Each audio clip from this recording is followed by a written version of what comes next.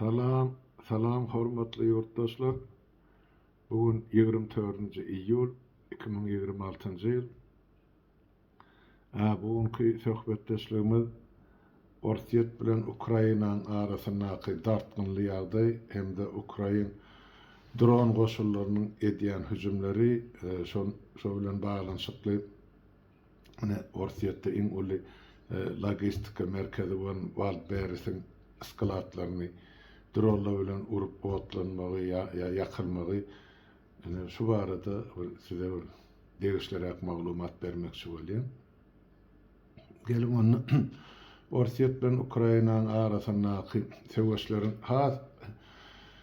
ýitileşmegine ýa-da uly gowrumlary eýe bolmagyna alyp geldi. Nämeden ibaret bu? Şol Orsiýet tarapy Ukrainaň şäherlerini gije günnüdýän ýaly gaýgyrman uly gowrumly bombalar bilen bombalýan. Ozaldyňa dronlar ýa-da şäherler işlenmekde.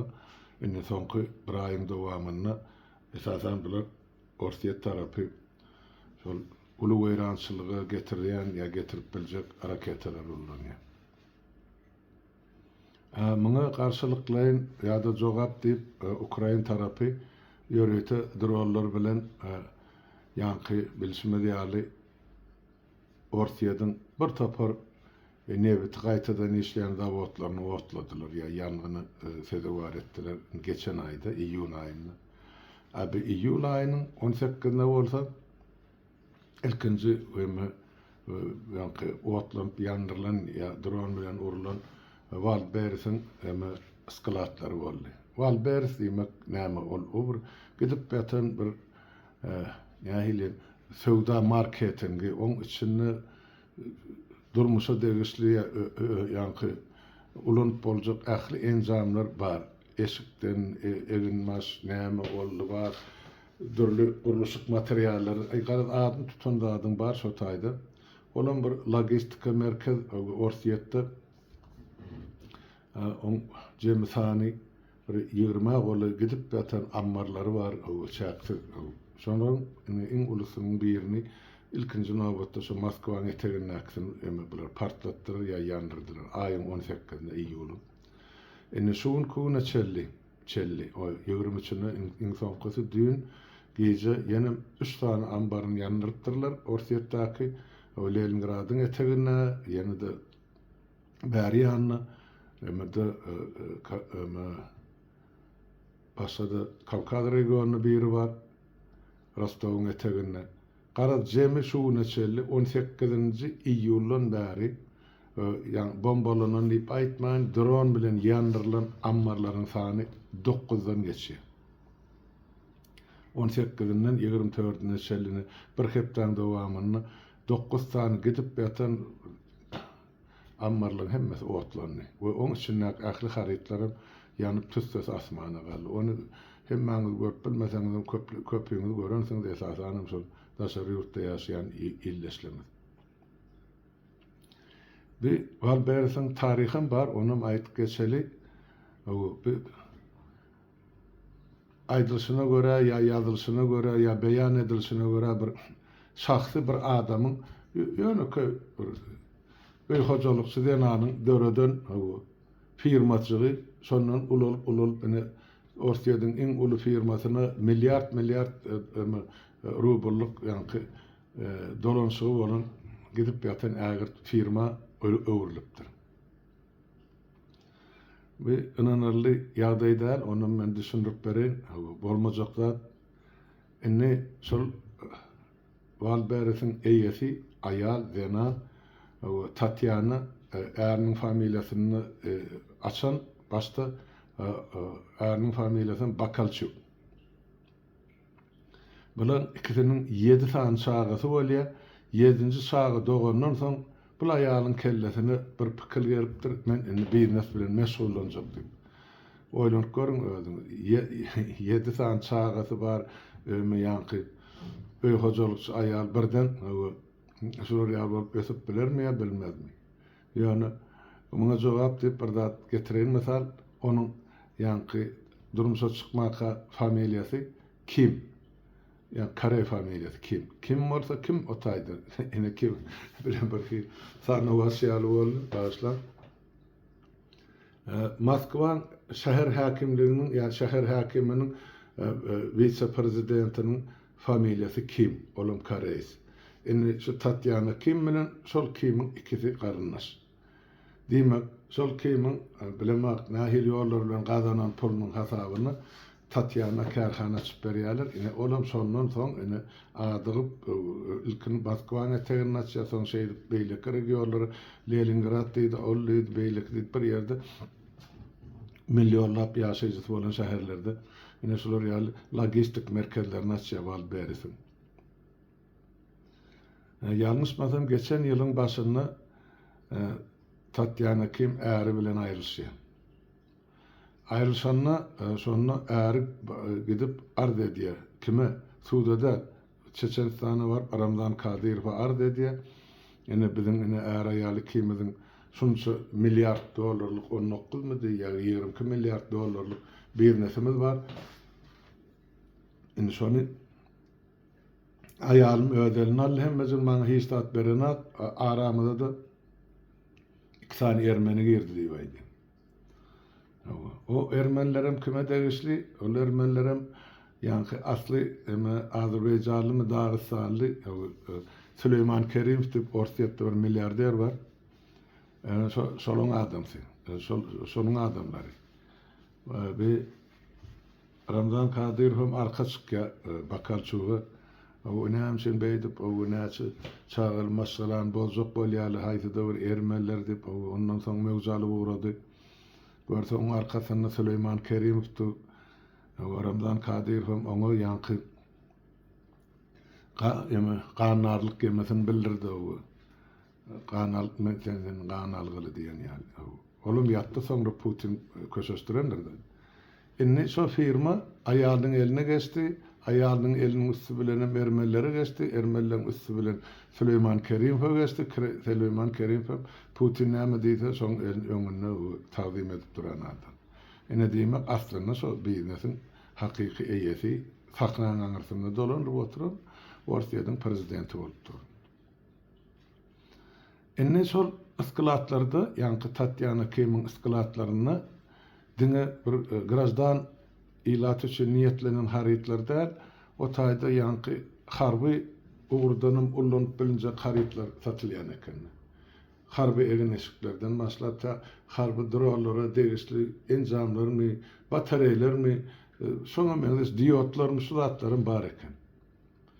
Son için ol yankı iki türlü görünüşte ullanıp olunca haritlar harbi deyip tapsa bolýar ya yarım grajdan ýa tasdiklese bolýar. Ine şunu esas edin Ukraina tarapy Valbert'in hem eskalatlaryny ýandyryp başlady. Bir hepden içinde ma'lum bolany 9 ýön aýdylşy 10-11 daha barıp ýetipdir. Olam erti bir aýan bolar. Ine şol ýanan haritlaryň meşhuri ýa muqdary yüzlerce milyar dolar. Başlan dolar diyen yankı bir rubl, orsun rublundan. Abi, bular näme diýerler? Valbert'in eýeleri, ya on ýeňsesini nakıdır ollar. Yankı, Ukraina tarapy geçen aýdan başlap şol Orsiýadyň logistikasyny bombalap başlatdy, ýa neft gaýtadan işleýän zawodlaryny. Diýmek, şu bizinkileriň bombalanar diýen öňünden gaçyp, edil şu 18-den 10 gün öň diýmek 8-nji iýulda bular karar kabul edýär. Öz firmasy üçin egerde bardy geldi şular bizim iskilatlarymyz ýa firmalarymyz Ukraina dronlar tarapyndan bombalansa biz hiç şeýle kompensasiýa tölemzak.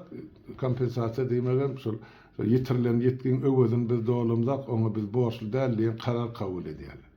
Alaýyk 10 gün öň ýandy.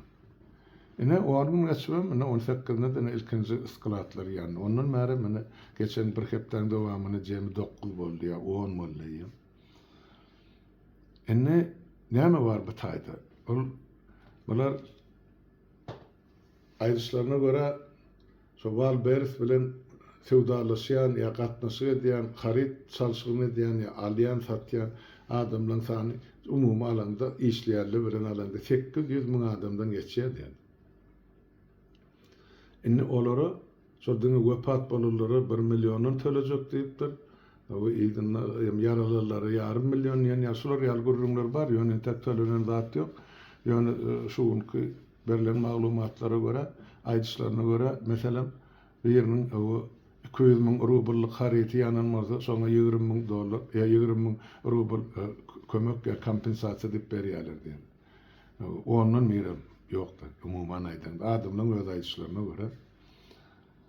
Inni böyle ýeme diýär Türkmeniň bir sözi bar, her kişi öz agyryny ýerine tutar diýen. Inni şu taýda şu firma bilen baglanyşykly, Walbert bilen baglanyşykly ýa-ni temada biziň illeşimizden bar. Türkmenistan illeşimi, adanyny köpüsi bilýär, Türkmenistandan sebäp ol ýa-ni PR bilen kän çykyş edýär, internetde, ýemede YouTube kanaly bilemek beýleklerde bam ýok, men YouTube'da Kemal Gabat geleni görýän. On ady, berdi, familiýasy Begmenov. Ýaş ýigit tawy. Şolar ýaly nähili waýdyn. Howasçam. Ýa-ni ýemede sewdada ýa biznesse bir adyýaran adam bolmasaň ol ansat ol hem ekşe başar diýen işler birinciden, ikinciden ortalar aýtmaşlaýyn jen gelübet çeşenudi.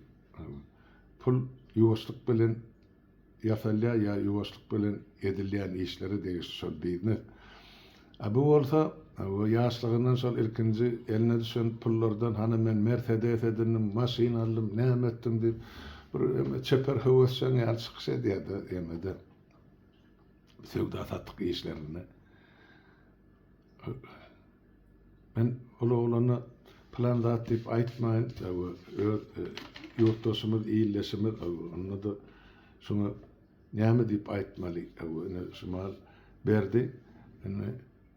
Şuň köýler Azatlyk radiosynyň türkmen ullugyna da, rus ullugyna da, beýleki ýemederde de, dünýä medbugatyna da, dost programmasyna da esasy gahrymanyň biri şol taýda hamsygyp görüň berýär, men ýa şunça pul ýitirdim, men näme etmeli diýen ýaly bir naýynjar görnüşde görülýärdi.